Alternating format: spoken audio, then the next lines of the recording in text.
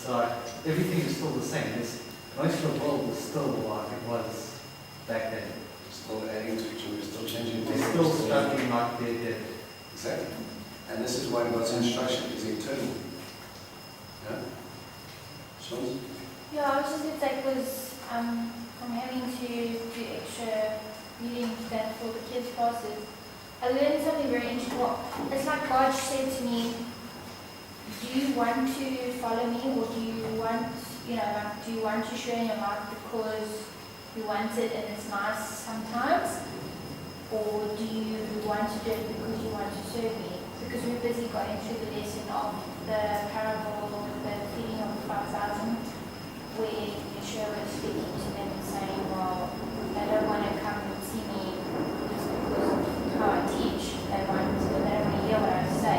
They want to come to me because I gave them food. So I felt like God was saying to me, well, what do you want to do now? Do you want to follow me because you want me? Do you want to just follow me because like you do happy things? Same thing I said on Saturday. God confronted me very clearly. He said, why do you do that? Well, Why? a lot of people struggle with I know it's right, but it's hard. And then you try doing your own strength.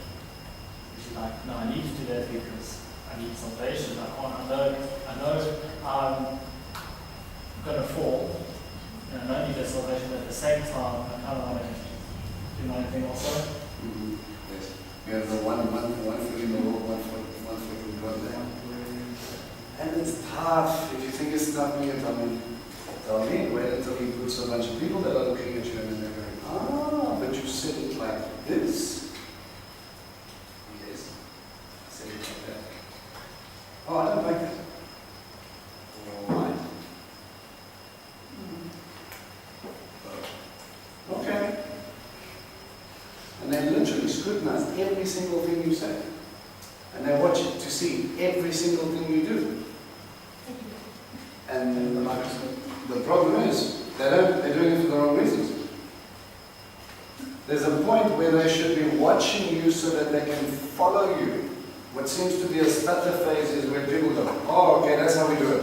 We should definitely try it sometime in the near future. Oh, I don't like the way you said that. When I do it in 5 years' time, I'm going to do it differently. To be a disciple is to study, to follow you, to put into practice. Okay? I believe very, very clearly, as Paul said, following us, I follow Christ, but you have to follow the man that God puts in front of you. It's very simple. We need leaders to be able to show people how to put things into practice. And if you're not studying those leaders, you're wasting your time. You have a responsibility to yourself, your God, your spiritual walk, to be able to look, keep into the scriptures, see how these guys are walking, so that when you look at how they live life, you should see God. And if you can take that and you can apply it to your feet, because that's where the buck stops. What are you doing in changing your walk? You know, we have discussions with people, Nancy, when you start, when it comes around to, people wanting to celebrate Pesach, but they don't want to clean up their house full of chametz. I remember that. And you stop and you think, have you obviously missed the point of doing this? How can you open up your house and say, Lord, I want you to come in when the biblical man says, clean your house before you celebrate? You can't. And then they go, but that first part is pointless because it's throwing away food and that's good food and I don't want to do that. And then you stop and you think, is this your first 6-month Pesach, or is this your second Pesach, or is this your third Pesach? Because if it starts hitting your third Pesach and you understand the heart and you understand the instructions and you understand the symbolism and everything like that, and you still refuse to clean out your house, then there's something wrong with your heart and you're not following the discipleship program is a little bit stuttering. You're not following your rabbi. And these sort of aspects are going to keep on coming up time and time and time again. I think I'm digressing quite a bit, but these are things that need to be discussed. I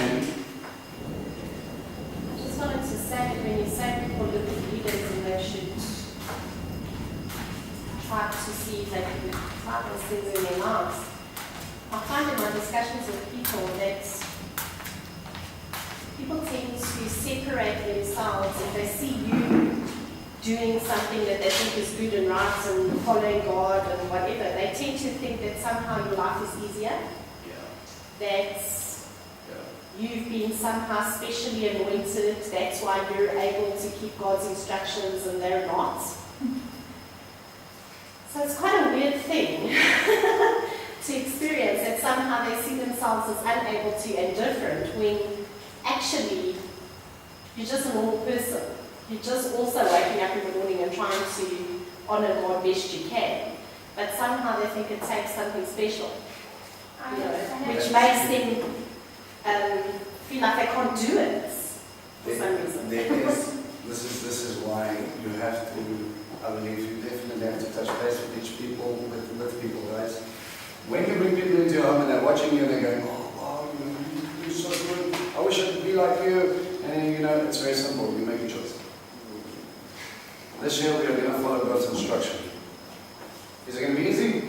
No. Is it going to be worth it? Yes. This year I am going to celebrate Pesach according to what God has done. And I mean, we're patient. You wait. If someone really doesn't understand cleaning out their house, you know, and it's their first Passover, it's the same as eating kosher. You go in here and it's not going to say, okay, before you cross that threshold, you will stop eating pork or you will not be allowed in. You don't do that. We love them at their need. But my question starts to come in when you know what the instruction is and you understand the heart behind it and you choose to ignore it. That's when we start to change God's Torah. That's when we start to decide, well, you know, I don't really want to work on Shabbat, but I'm going to work on Shabbat because I need to get it done now. Not that it can't wait until Sunday. Not that you can't do it on Thursday night or Friday afternoon. You know, one thing that really touched my heart about, convicted me with Shabbat is, there was one verse that says, if you stop your feet, if you stop what you want to do, and keep my Sabbaths. It's literally, I put me on hold for 24 hours. And I go, it's not about me, it's about you. That stuff has to come into a place where you have to make a decision. You guys are being prepared for something. They're going to look at you, and they're going to look at your life, and you're going to tell them what's important about what you do. But friends, if you look at all the commandments, they're all hitting weak points in man's character. Absolutely. I want to do this. I want to do this. I can know. Not.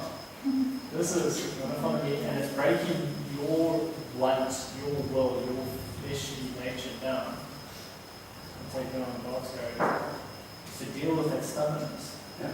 Like, I think it's because people say, I'm not going to wear tzitzits because I don't feel good enough to eat or not yet. I'm like, it's got nothing to do with it in the first place. Yeah. God said, wear them to remember, firstly, where he came from, who he is, why. It doesn't matter if you're falling and slipping, it's the commandment is wear them. So when you look at it, you remember. Yes, I'm not hospital, none of us are going to follow 100%, but the thing is, put them on and start. Yeah. Even it's an excuse. Like, I hear my kids making those excuses all the time. You speak to ladies at ladies group, excuses why we're not doing stuff, because it's hard. And without psychologizing the modern population, we're not into difficult. Everything is quick, easy, fast, and if it's not, well, we're not so sure about it. When in fact following Torah is very difficult. Very, very difficult because it takes effort. And as society, we're not into effort. And this is where we start to struggle now and make excuses and say, I'm not wearing tzitzit because I'm not there yet. Yeah, you're smart. I'm not wearing tzitzit because you're embarrassed to have to explain it to someone. Well, yeah, Cut to the bone. you have to justify what you do. Because when you put on tzitzit, you realize that other people are watching you. And if they're watching you, you're saying that this is okay because you're the one who knows the Bible. And you're saying what I'm doing right is more, it's difficult to wear tzitzis, and Yeah, it's different. everyone's looking, what is this? Some guys wear this. I've got masters of the new fashion. Or like, Come to You the say right, much history bigger of than Australia. 2,000 years. I mean, Yeah. it is like you feel people watching you and they're like thinking, what's, strange, this kind of strange. You feel you work on you. Why? Why do you feel more sensitive when you put on sensitive?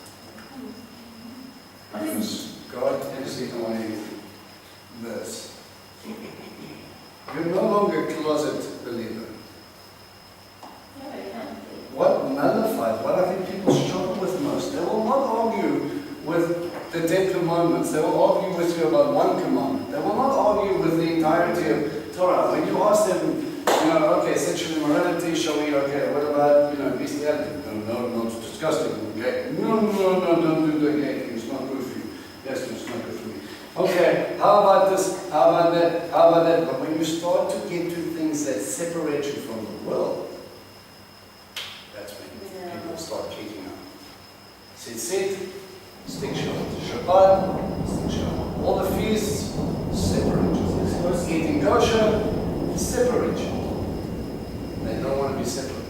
They want to be in the world, and they want to be cloak and dagger Christian. Why? Because I can do what I want, how I want to, and no one knows any better. If I want to be a hoodlum tonight, I'll be a hoodlum. They don't know me.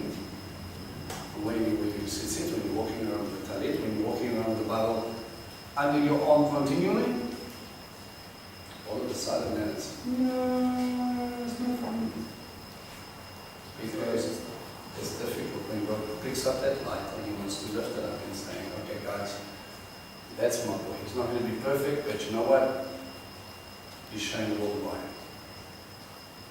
It's a very tough walk to be standing alone with your fellow believers, if I can put it like that. Because you go to your workplace, you're alone at the end of the day. It's not nice. The feelings that you have when you're in society, when you have to stand up for what you believe in, aren't generally good fuzzy feelings. The fuzzy feelings come from knowing that you're doing what's right, but it's not easy. It's not pleasant to have to stand up and be the only one wearing tzitzit in a workplace of 300 or whatever, and people are like, Which is why Yeshua said you can't no. You can't trust in selfish. We have choices to make, and if you guys have made a lot of those choices already, and you're standing out and you're doing what you need to do, I'm going to say scrutinize them on that now, because as leaders, as being trained for leaders, as people that are being poked to lead other people to God and explaining His Torah to them, Yes. even more so. What you do is what they see. That's what your language is, nothing less, nothing more. You explain your heart on why you do things, but it's something really important before you show that it's important. Okay? Right. Chapter 26. On that day, this song will be sung in the land of Yehuda. We have a strong city. He has built walls and ramparts for our safety. Open the gates, let the righteous nation enter, a nation that keeps faith. A person whose desire rests on you, you preserve in perfect peace. When you trust in you, trust in Adonai forever, because Yah Adonai is a rock of ages. Listen to that for a second. A person whose desire rests on you, you preserve in perfect peace, because he trusts in you. Trust in Adonai forever.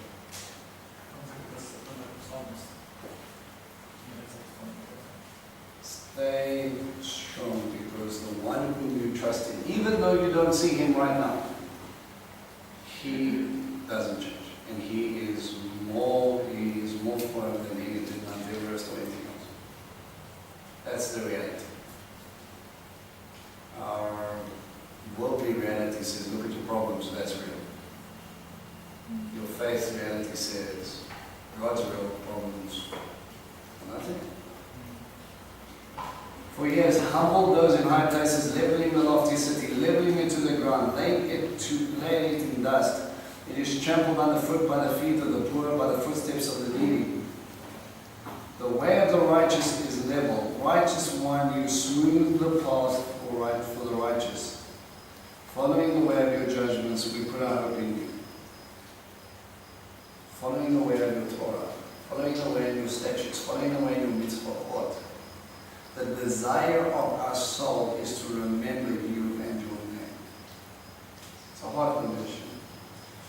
My soul desires you at night, my spirit in me seeks you at dawn. For when your judgments are here on earth, the people in the world learn what righteousness is. When you follow Torah, you show them what is righteousness. And righteousness because you believe in God, your faith. And if you believe He is God, and you believe He knows what He's talking about, and you believe He is just, you will follow His precepts. Because He said it will bring you life. It will be good for you. Even if pity is shown to the wicked, he still doesn't know what righteousness is. In a land of uprightness, he will still act wrongly and fail to see the majesty of Adonai. Adonai, you raised your hand, but they still didn't see. It was shame they will see your zeal for the people. Yes, fire will destroy your enemies, Adonai. You will grant us peace. Because all we have done, you have done for us. Adonai, our God, other lords besides you have ruled us, but only you do we invoke by name. The dead will not live again, the ghost will not rise again, for you have punished and destroyed them. I thought the dead were going to rise again. What is he talking about? Verse 14. Is he talking about the first death or the second death? They are dead. They are not dead. They are shades. They are not alive. Destruction. Life of the remembrance of them. Is there going to be a resurrection? Well, there was one. Is he talking about now or is he talking about later? I don't know. He said they were not I there. think he's possibly talking about those that are given a chance later and then he exits. I believe he's talking about the second death, the last judgment. After that, you will not live again. There will be nothing there. You will die an earthly death and you will be raised up in time of judgment. But after that, once judgment takes place, there is destruction. You will not rise again. He's talking about end times. After the Messiah comes in the Messianic age, lives and reigns for 1,000 years, and then at the end he will say, Judgment Day. You will answer for everything that you have done. And you will either say, I have the Lamb, or you will stand there and you will have to say, this is what I did, this is why I did it, and you will not get away from it, but God will judge your fruit. At the end, they talk about the second death. That's the destruction of Hasatan, the destruction of the demons, and the destruction of anybody who has walked away from God. It has to be different because verse 19 says that those who die in the Lord will live, their bodies will rise again. Yes, but Those who it's sleep talking in the about- earth. So it has to be two different sets of people. This Otherwise is- it's just contradicting itself. Exactly. This is the second destruction. For you punished and destroyed them, wiped them all from memory of them. I believe that's second death. But now, okay, I have a question. What about people, okay, this has always confused me, maybe, I don't know. What about the people who died already? They will be raised up for judgment. But there was also that resurrection when Yeshua went up. They That were raised up. was a sign. Pardon? That was a sign. That was the sign. Was a sign. It's fine. That was a sign. Yeah, but I mean, people were raised then also. Yes. I believe the resurrection is talking about the end of the age. There is a second death, an eternal death, where God will judge and destroy everything. But you don't think when Yeshua rose there, it was all those men that followed him? And the ones that didn't were left in the grave That's until the like final what judgment. Well, It was 500 people, but I think that was more fulfilling prophecy, showing that he has the keys over it. Yeah, but there was only a Because it's few. only the branches. It was only a few people, it wasn't the- everybody. It wasn't everybody that had lived all over the world. It was a sign specifically, I think, in Because Israel. wouldn't everyone that was saved be risen then? Maybe they didn't see all of them, because Yeshua says to us on the cross, for today you'll be in paradise with me. Yeah, but they remember they were risen and they were walking around. But if that was the full resurrection, they would still be walking. No, I mean, when you're with him. Same way. As in ascended with him. Yeah. It doesn't say that he ascended with a group of people. It says he ascended by himself. So what do you think they got back in the graves and then waited there? I think right again. But then what does he say to the one that cross who would be with me in paradise? Paradise was literally going there. He's talking about spiritual reality. He wants the relationship fully restored, as in with coming in. That's what paradise means. Okay, we take paradise and we go, oh, automatically that means everything is heaven. He's literally saying, today you will sit with me in death. Okay? As in you're eating of the tree of life, as you come into the fullness of that relationship with God. I believe he is alluding to heaven for a time that the spirit would go up, that the body would stay down. Okay, let's just move on. Okay? But there is this ascension for a time where it talks about hosts, where it talks about people in heaven, but the earthly bodies won't be destroyed. This is second death stuff, okay? If we get confused about this, we'll discuss it later. I just wanted to give that reference of the one where Yeshua died, and that's what it said. It's Matthew 27, verse 51, and it said when he died. At that moment, the curtain of the temple was torn in two from top to bottom, the earth shook, rocks split, and tombs opened. The bodies of many godly men and women who had died were raised from the dead. But then they went into the holy city and appeared to many people. It's a sign. It was there to tell you about what had happened.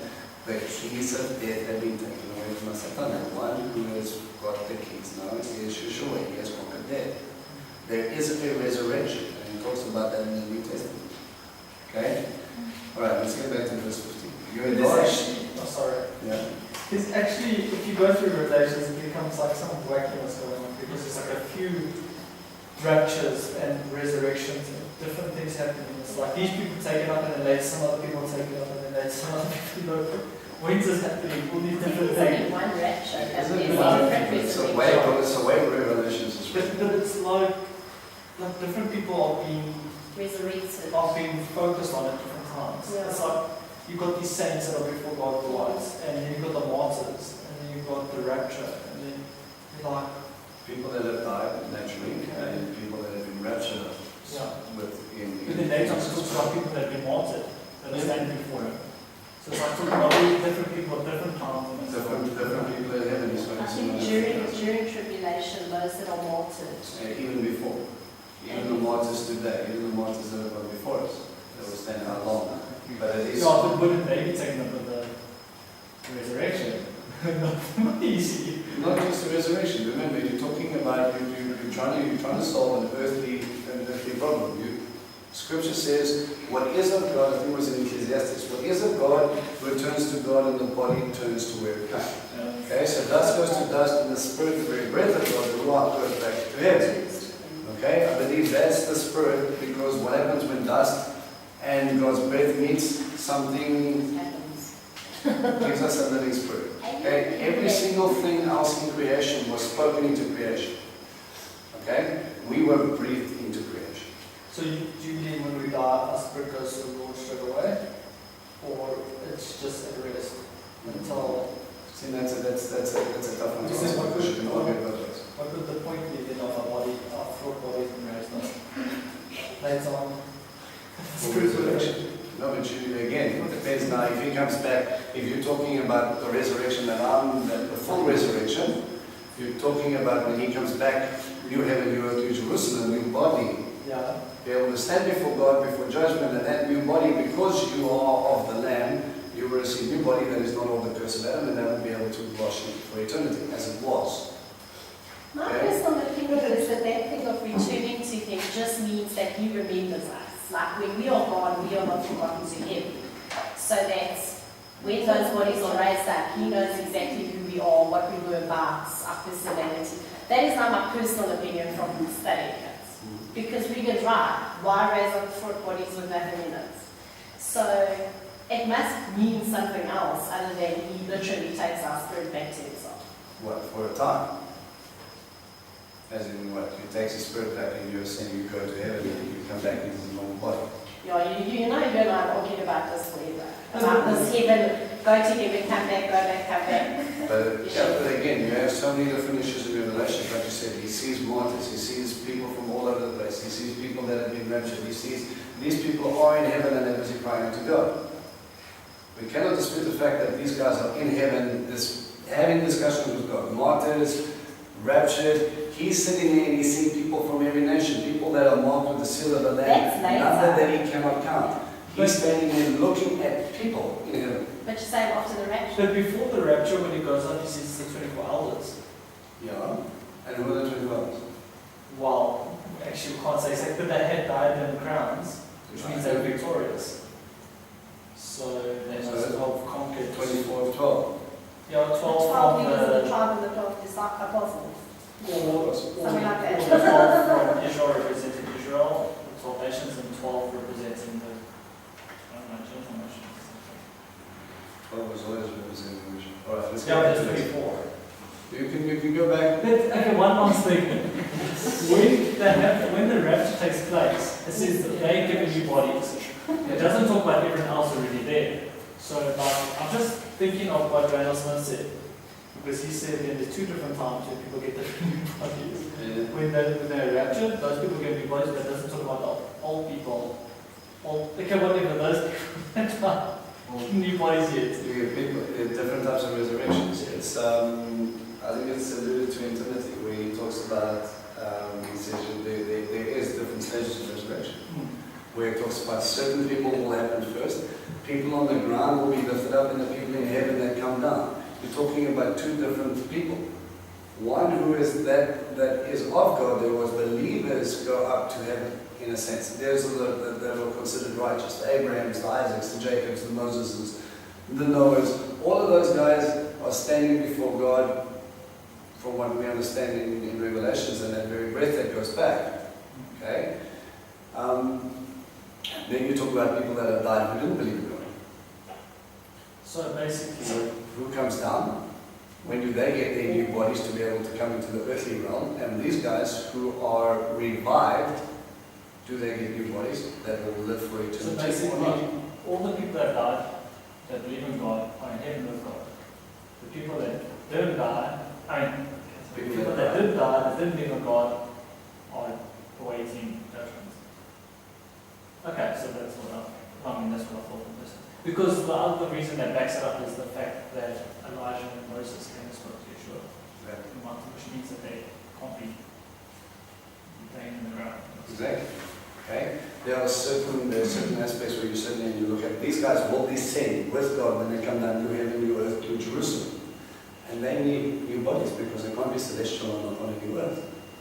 He will remake Actually, their it gives bodies, you physical. new physical bodies. Why not just the spirit? I think the spiritual Because you body. were not made for heaven, you were made for earth. Why would he make new heaven, new earth, new sky, new whatever?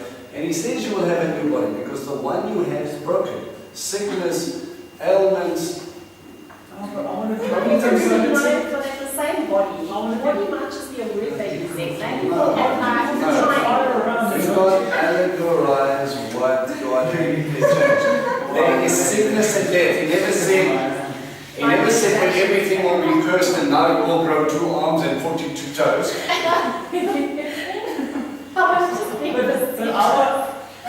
would love rather body that's not governed by gravity. I want to check the moon, the planets, fly Who around. says you won't have? I would wings like angels. Hey? Simple fact of the matter is you will receive the body that was there for you that is now uncorrupted. The way Adam and Eve were first made except if they ate of the tree of life. A perfect body, one that does not have illness, someone is not degenerative. You know, from scientifically, from the time you are born, you're literally counting down to you degenerate. That's it. God says that is the sickness, that is the curse. We're going to break that, and I'm going to give you what you should have, what Adam and Eve had in the beginning. Without curse, without problems, without ailments, any of them. So no more arthritis, no more headaches, no more flus, no more bronchitis, no more cancer, none of that rubbish. That is gone. But that is many times because your body is broken, it is susceptible to virus, and is made, we made it, and now it's deteriorating. So we need a new body, even though we're coming back. We are not made for heaven. We're not. Why would God live and reign, come and make a new Jerusalem, and He will be living in new heaven, new earth, living and reigning where we live? To the point where it talks about in the Messianic age, when New Jerusalem is sitting there, that the other nations, if they do not come up and worship me, they will not receive rain. But the new heaven and new earth come after the Messianic age, not before. And Zechariah is talking about when? Zechariah. I don't know. Let's think of best at speculation. Let's go back here, look at it. Where were we? 15. You enlarged the nation of Adonai, you enlarged the nation, and thus you glorified yourself. You extended all the frontiers of the country Adonai. When they were troubled, they sought you. When you chastened them, they poured out a silent prayer. When you were corrected, when God corrected you, cried out to you. As a pregnant woman about to give birth cries out and rises in her labor pain, so we have been at your presence, Adonai. We have been pregnant and been in pain, but we, as it were, have been given birth, that's a very interesting statement, have given birth to wind. We have not brought salvation to the land, and those inhabiting the world have not come to life. See, the fullness of their people, they're supposed to be, what they're supposed to be doing is not being fulfilled. Your dead will live, my corpse will rise, awake and sing. You will dwell in the dust, for your dew is like the morning dew, and the earth will bring the ghosts who live to life. Come, my people, into your rooms and shut your doors behind you. Hide yourselves for a little while until the wrath is past. For see, Adonai emerges from his place to punish those on earth for their sin. When the earth will reveal the blood shed on it, and no longer conceal its slain. But is that talking about the day of the Lord? Because surely we, the righteous, or God's children, will not be around when He's busy pouring out judgment on them. Doesn't the rapture take place before the day? Yeah, doesn't the rapture take place If you think, remember, you're talking about a prophetic sign. Talking about re-establishing a nation. It could be cyclic. I mean, it could be talking about what's going to happen now with Babylon, Assyria, dealing with any one of those things and saying, okay, look, this is what's going to happen, re-establishing it. This is for behold, the Lord is coming out from His place to punish the inhabitants of the earth. But that's what It sort of sounds like the day of the Lord. does sound like it, but he's also, remember, it could be alluding to what is coming in the future, and he could be also saying, remember, when God will open up, He sends one angel. Assyria was one. Yeah. When He judged, when He opened up and He started dealing with Nebuchadnezzar. Time and time again, He's busy doing those things. Okay. 5 more minutes. On that day, with His great, strong, relentless sword, He will punish the Leviathan. Leviathan, the fleeing serpent, the twisting serpent, Leviathan, He will slay the sea monster. Leviathans? No. I think he's sorry, Sharon. I think he's talking about Satan. Yeah, he is in Revelation. It goes in Revelation 12 verse 9. It's actually a part where God's saying to Satan, "You snake, you dragon, you devil." Twisting serpent. Okay, it's the same image. Alright? I've got Revelation 12 verse 3, Ezekiel 29 verse 3, 32 verse 2, and Daniel 7 verse 1. All alluding to different Leviathans. Sorry, can you repeat that? I will in 2 seconds. Different Leviathans. Now, you can spiritualize it and say, yes, I think we believe we we're talking about Hasatan. There is a time when the end is coming where he will sort out Hasatan in his fullness. But there was also a physical application when we're talking about big twisting serpents that are hell-bent on destroying Israel and the people. We are talking about the Assyrians, we are talking about the Babylonians, we are talking about the Amalekites, when you're talking about Purim. You are talking about so many times the Jewish people or the people of God have had someone stand up, Hitler, and he is bent on full destruction, and God says there's a time when that spirit, not only will he judge the man, but also the spirit behind the man when he's going to be done. Okay? It's Revelations 12, verse 3, Shawnee's got 12, verse 9. There's other correlations that could tie in. Ezekiel 29, verse 3, and 32, verse 2, and Daniel, verse 7. Okay, there's also another reference, Sorry, Daniel? 7 verse 1. I want to look at Revelations chapter 20 quickly.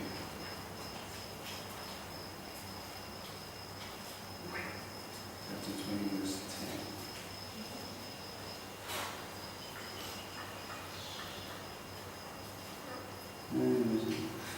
The adversary who had deceived them was filled with the lake of fire and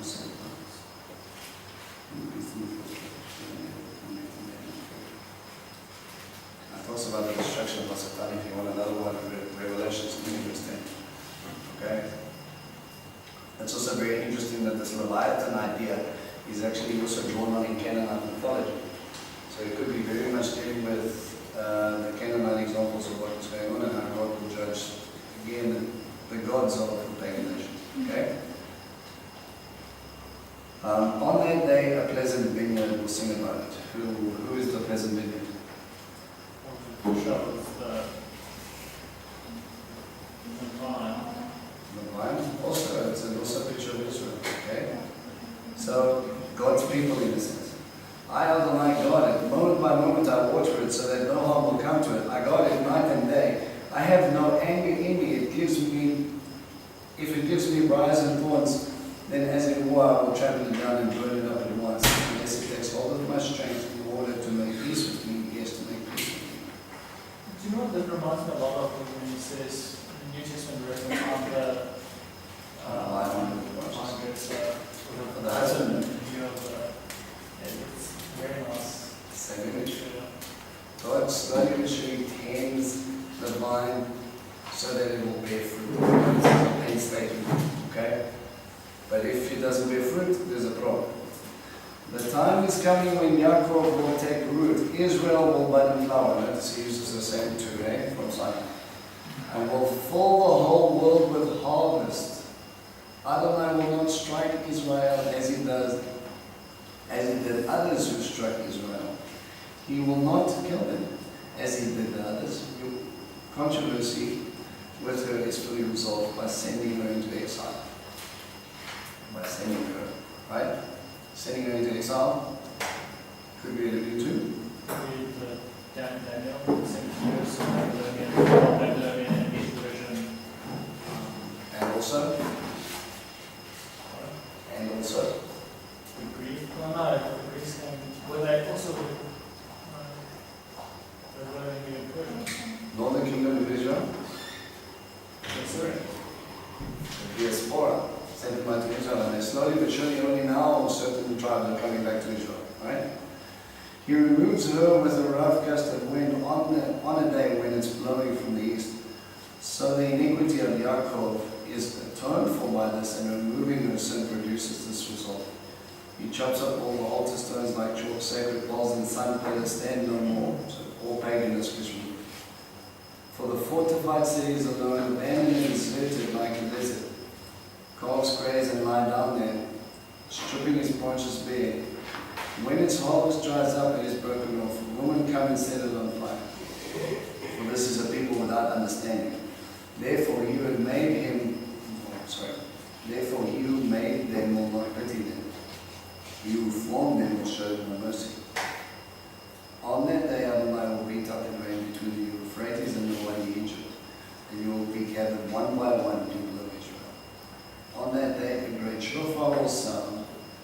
lost in the land of Ashur will come, those scattered through the land of Egypt, and they will worship Adonai on the holy mountain in Jerusalem. The great shofar. So, The sound of it. trumpet. The trumps, yeah, well, you have the different judgments, the trumpet, like those old judgments. Yeah, the farm trumpet will sound in